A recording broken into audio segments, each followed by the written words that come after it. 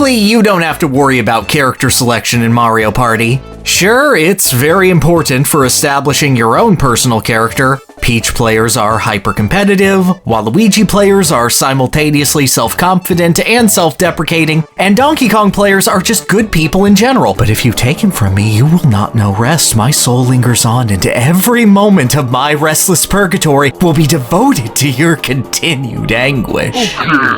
But the only significant difference between them is how well their animations and body types sell where their hitboxes are. Perfect game! But there is the occasional game where Mario Party does differentiate its characters more than aesthetically. And if so, that means your favorite could be tournament unviable, which is the absolute worst possible thing. Fortunately, we're friends. You're great at following my advice. You look great, buddy. How many times have you watched the Mario Party advice video? It should be more. I want more revenue. I thought we were friends. And as such, I'm willing to provide you with the enlightenment you crave. Pay attention as we go over the objective right character to play in the only Mario Party with unique stats. Except that one. No one plays that one. Okay, but is it really a choice as long as you don't pick a plumber? There we go. So you're caught up on what we're talking about. Mario Party 3 has a duel mode unique to the game. Unlike other Mario Party solo board offerings, instead of going through either a truncated board to finish objectives before your opponent, or the weird game of chicken Mario Party 6 was into, MP3's duel mode sees partiers tossed into a unique board game variant, where you hire minions to viciously tear the other side to pieces and prove superiority through indirect combat. You can either slot your stooge in the front or behind you, and anytime you come across your opponent, a battle breaks out, with whoever's moving attacking whoever they caught up with. The attacker does their attack. If it's equal to or more than the defender's health, they die. The rest is deducted from the player. Direct attacks are possible, and if you lose 5 HP, you get shot out of a cannon for the Millennium Star to tell you that you died and won't see heaven. Welcome to hell! It's a pretty simple mode, has its own unique boards. Friends don't let friends play on Pipe Squeak or Backtrack. You will only escape those boards when the game says you will. It's a fun novelty. And uniquely, it's the first time in Mario Party where your character choice matters. Each of MP3's 8 characters will always start with one chosen partner, and these bozos certainly aren't created equal. So walk with me. Let's find out who rises to the occasion and who should never play Army Commander in their life, probably in a tier listy format. And at the very bottom, the absolute worst of the worst, we have...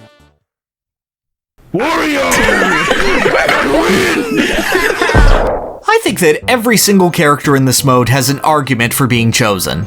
Except this clown. What? Wario is distinctly and uniquely worse than every single other character due to his chosen companion, Bob-omb.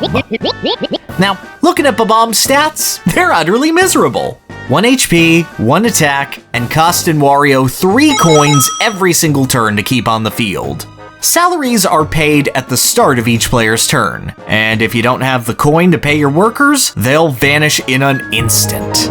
This means that if Wario doesn't pick up any coins for 4 turns at the start of his 5th, this near-worthless attacker and actually worthless defender is out of there immediately. Now, in regular Mario Party play, this wouldn't be a problem. Blue spaces give you 3 coins, minigames every turn. Except Duel Mode flips the script on how you get coins. Minigames are only played if you land on minigame spaces, or pass this magical bellboy 5 times. Blank spaces exist for you to slap your face on and give you coins only if you land on them again, or your opponent lands on them.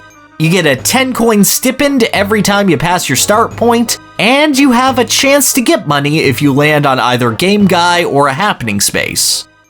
Or lose it in equal measure. What all this amounts to is that you have way more opportunities to lose coins than gain them on the first pass of the board. So if you have a more expensive partner, you'll want to make an impact quick. And Bob-omb, does not fit the bill. No. Bob-omb has a single unique ability, always being able to deal direct damage by jumping over partners and blowing himself up on the main target. This makes the little explosive an obvious and great finisher, easily able to jump over walls and land a killing blow. But Wario starts with him. And you don't get the Bob-omb back after he blows up. We're living with Origami King rules. Those 3 coins per turn were going back to his family. He knows he's not seeing retirement. This means that even if Wario is able to get a hit off, he's completely open to a follow-up afterward with 0 ability to strike back after he shows off his one cool trick. Which doesn't even matter because your opponent can just choose not to put a partner in the back when you're facing Wario. So Bob-omb doesn't even need to direct attack and is just a more expensive Toad with no special abilities and no regard for his own life. I did what I could. There is exactly 1 character that Wario has a good matchup against. And guess what? They're up next. Come on. I do nothing better than anyone. From here on in, every single choice you make is acceptable. Maybe not the best, but at least you're not intentionally throwing the game. And I say that so I have to take as little psychic damage as possible for admitting that DK ain't great here. His partner of choice is Womp, a wall with the greatest HP in the game at 4, unable to be one-shot by any base power partner in the game, and sporting a whopping attack power of 0. Womp is incapable of harming any other mook in his path. Even if you get 2 Womps, which usually ups the base attack power of doubled up partners by 1, Womp just decreases his salary from 3 to 2, meaning that, oh boy, you're definitely safe from everyone. Except Bob-omb. Wario has a single winning matchup in this game, and it's another low tier. Go figure. Now, there is some utility to picking Womp. He's the only partner who can survive an attack from Piranha Plant, the strongest base roster partner, so as a purely counterpick choice, he's fine. The issue is that he costs 3 coins per turn, meaning that he's got the same problems as Bob-omb of being likely to leave you before he does much. If you're picking DK, you need a short map in order to make a loop as soon as possible, and are basically saying, hey, I don't want to get killed in 2 turns if you roll really lucky, while contributing nothing else.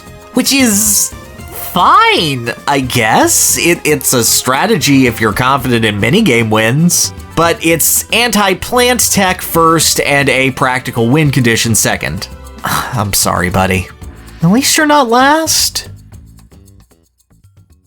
Oh yes, I had a lot of fun. I made a lot of bucks and now I'm on the run.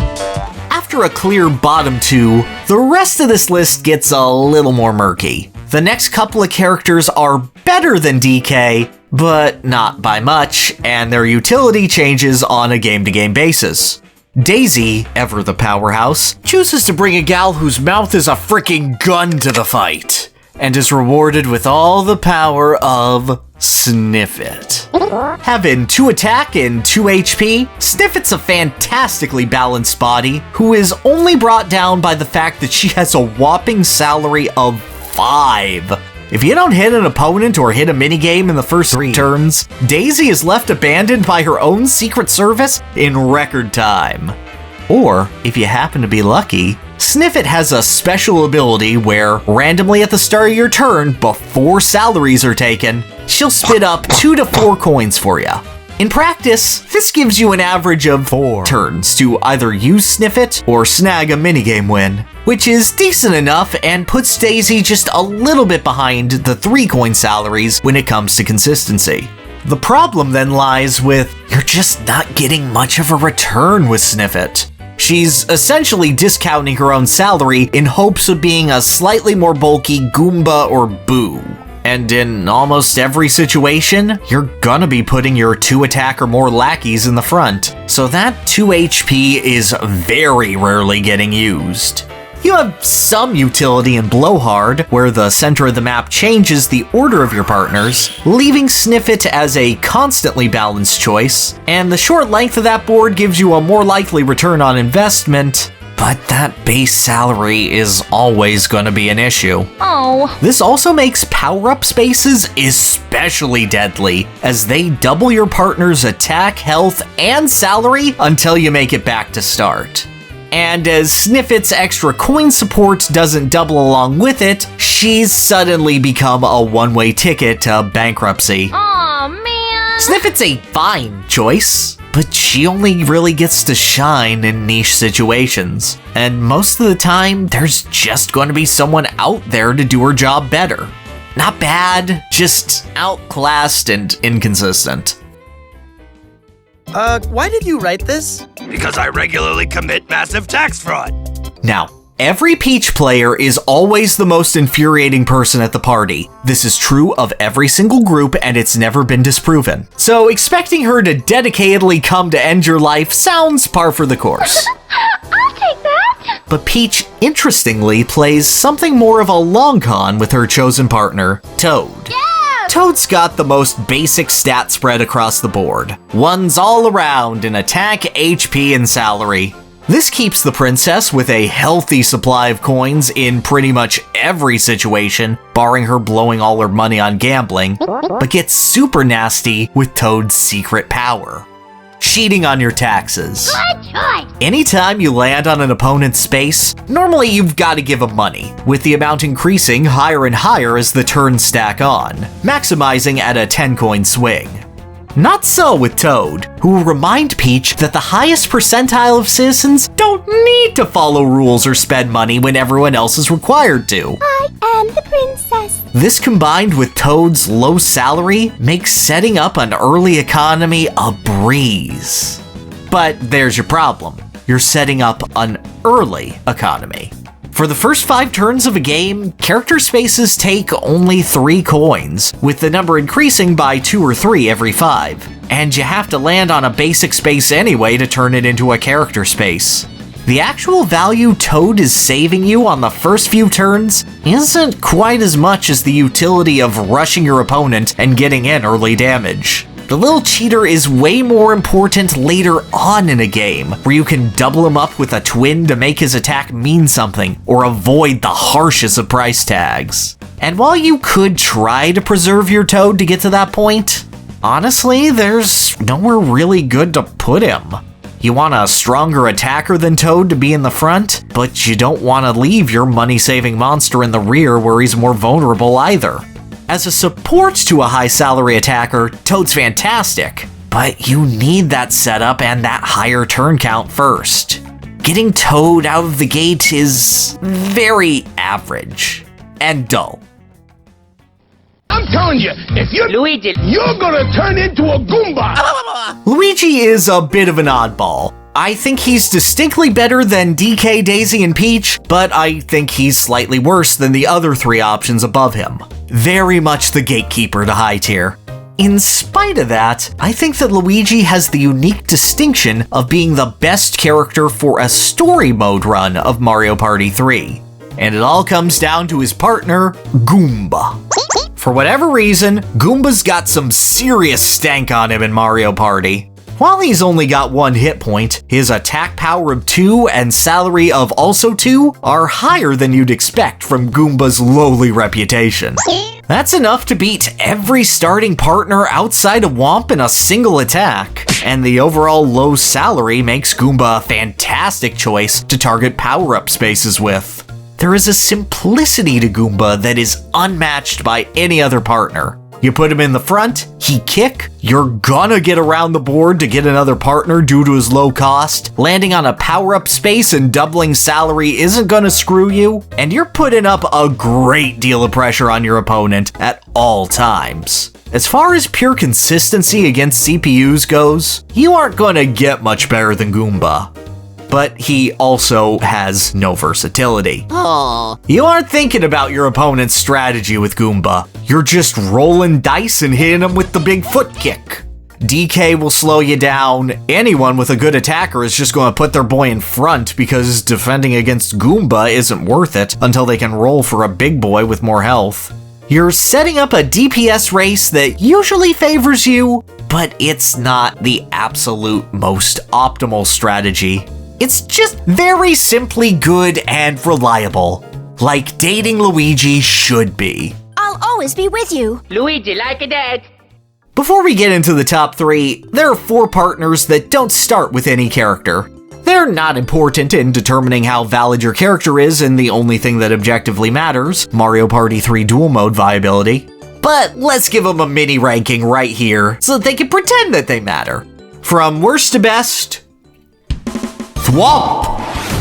Instantly kill any opposing partner if you get lucky and have him in front. He does nothing else, costs more than Womp, and has less health than Womp. There is never a time where you wish that you had anyone else but him. Probably the worst in the game. Baby Bowser has a 40% chance of tripling his attack. If he doesn't do that, he does nothing. You can stick this with another Baby Bowser or a power-up space to have the most gimmicky and overpowered OTK strategy with a cap of 12 possible attack. But you can also still miss even if you hit that 40%. Do you like flipping 2 coins and failing to make a difference? Seek help. This toddler is an enabler to your bad decisions. Chain Jump.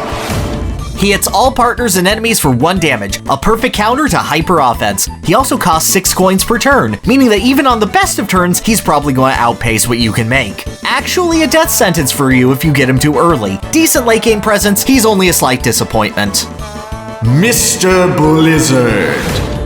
He's actually insane. Like, 3 HP for a 2 salary body means that he is the most economic choice defensively. He has an attack that automatically hits whoever's in front. Usually that's a low HP target like Goomba. He survives counterattack scenarios. If your opponent doesn't have someone set up in front, he's a cheaper Bob-omb that automatically hits your opponent and doesn't blow himself up. Like, he might be the best partner in the game if he was a starter. Damn, Mr. Blizzard, good for you! You deserve to matter once in your miserable life.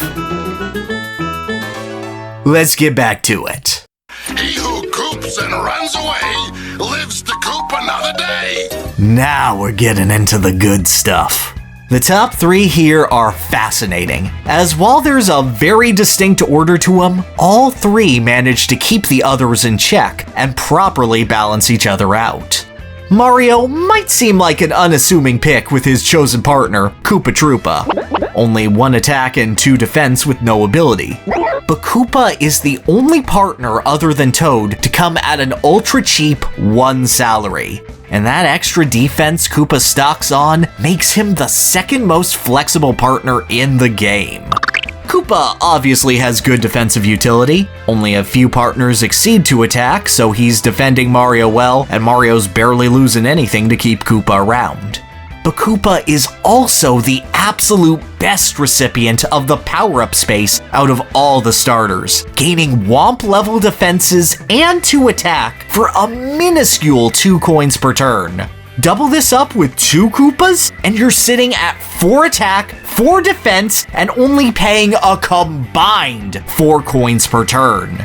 You get double Sniffet's value for less than her entire salary. Oh yeah! Obviously, this is a long con kind of play, and Koopa needs to survive.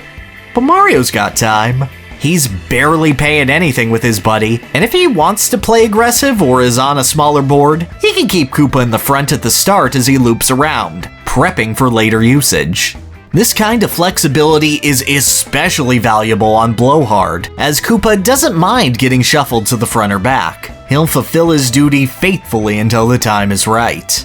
That is the obvious advantage to playing Mario. You're able to take it slow, react to your opponent's game plan, and potentially put them in a real rough position if you roll lucky to buff your Troopa early. Koopa proves himself as an effective antithesis to Goomba. You're not getting where you want to go quickly, but you can handle almost anything consistently. Woohoo! I'm the winner! Call an ambulance! But not for me! Yeah, you remember when I said Koopa was the 2nd most flexible partner in the game? Nice as he is, he ain't got nothing on Boo. As Yoshi's partner of choice for... I'm mean, guys, you had a Shy Guy model in the game. It's right there. Why, Boo looks like a fancier Goomba at a glance, with the same stat spread, but one more upkeep to her name. But the ghost has a delightful trick up her sleeve, and that is a permanent Destiny Bond effect. If Boo gets struck down for whatever reason, she will haunt whoever damaged her to their grave, dealing the exact same amount of damage right back at them. This includes any spillover going directly to an opponent, meaning that Boo's only real losing matchups, where she doesn't trade evenly while defending, are Koopa and Sniffit, or the fringe cases of Thwomp and Chain Chomp, I guess. But obviously, having the Goomba stat line makes Boo potent as a point woman too, able to dismantle defensive setups just as well as Luigi could. The 3-coin cost does make her a bit worse at the job than Goomba, but her inherent flexibility in either role means that she isn't inherently as hurt by boards like Blowhard and Gate Guy as Goomba is. Boo is easily able to react to board choice, character choice, becomes absolutely brutal with a doubled Boo boost. She's just all around good. While Mario can usually guarantee an even game, and excels more in the long term, Yoshi creates a middle-of-the-road option who can rush or stall to his heart's content. You would need something truly game-warping to compete, and, well... It's so big and strong and healthy looking friendly too. There is no more game-warping character than Piranha Plant. There is a reason this man got a slot in Smash over Waluigi. This botanical beast carries the Purple Man's bony ass to relevance single-leafedly. 3 base attack. The only partner with attack that high that can consistently rely on it, and he doesn't even use his bite. He just smacks you, and you know you're dead. The simple existence of Piranha Plant warps the entire game around him. Boo wouldn't be as valuable as a defensive partner, but being able to counter Piranha Plant perfectly with a revenge kill means that a mindlessly offensive Waluigi player will trade the dinosaur in health, but be down in economy due to Plant's price tag. Mario would be a perfectly safe wall for everyone, but the threat of Plant keeps him from being the runaway favorite. Donkey Kong, who would otherwise be excessively useless against most of the cast, has a niche against Waluigi, as Whomp's 4 HP bulk is the only thing in the game that naturally survives a hit from Plant, keeping DK safe for a lap. Wario, Peach, Daisy, Luigi, they all just kinda lose to Waluigi straight up. You might think, oh, Plant has a salary of 5. That's way too big. He's guaranteed to bankrupt Waluigi on turn 4. And that's a lovely thought.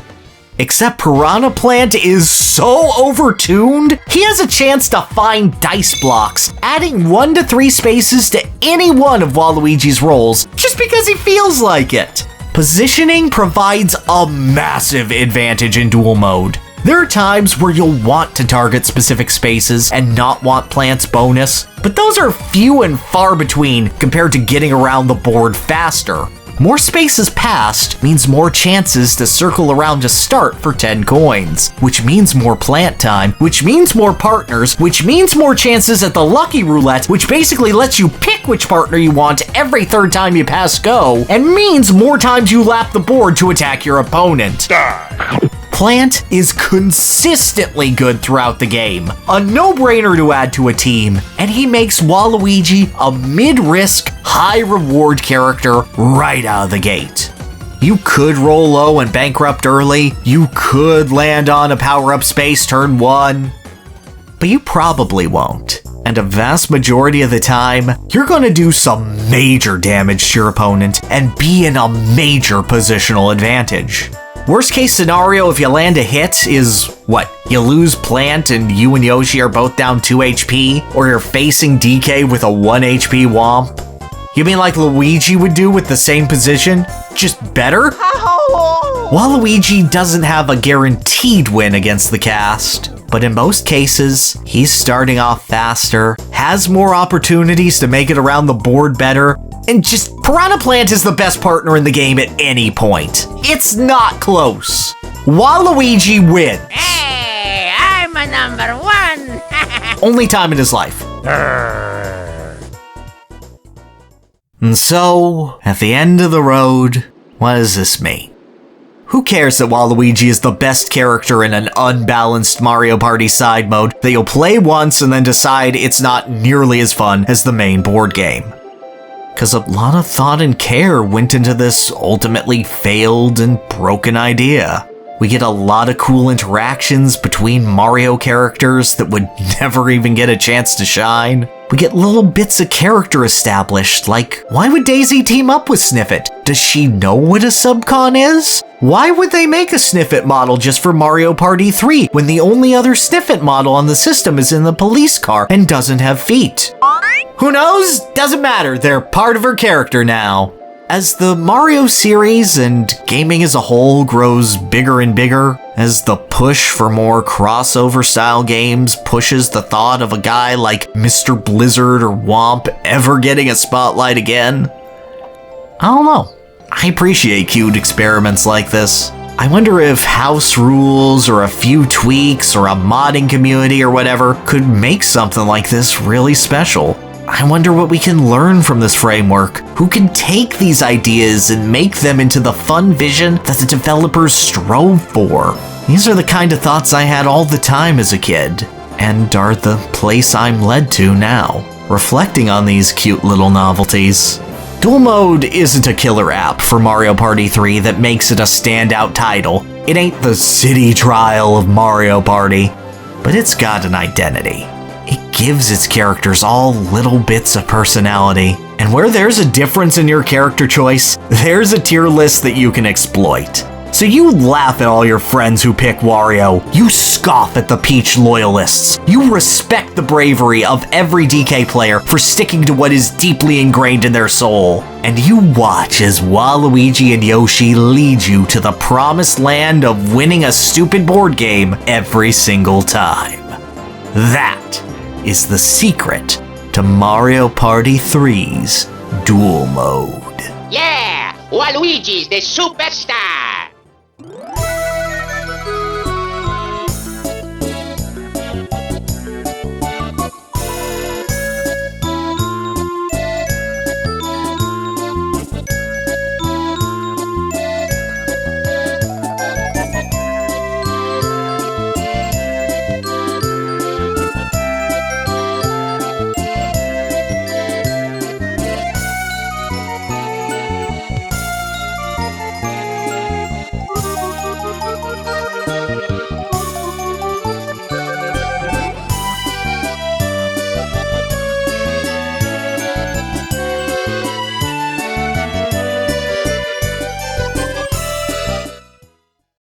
The thought of a guy like Mr. Blizzard or Womp, Mr. Blizzard or